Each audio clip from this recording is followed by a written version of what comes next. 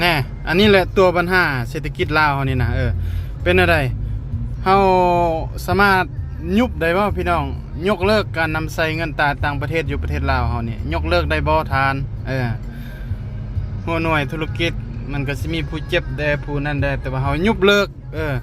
แจ้งการออกมาดำรัดนั้นดำรัดนี้แจ้งการตัวนั้นตัวนี้คือปีใด75บ่ปีใด1,900ปลายที่ว่าเฮายุบเลิกใส่เงินสกุลตะกี้นะเดี๋ยวนี้เฮ็ดคือแนวนั้นได้บ่ลองเบิ่งผู้มีเงินบาทคันบอกเททรายนี่นะคันว่ากฎหมายเฮาสามารถเฮ็ดได้นี่ถือว่าโอเคได้นี่นะถือว่าเฮาบ่ยุบเลิกแต่ว่าเฮาปรับเรทลงก็ได้นะพี่น้อง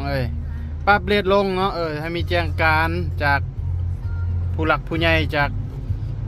รัฐบาลเฮาเงินบาทเดี๋ยวนี้มันสิฮอด800,000กีบต่อ 1,000 บาท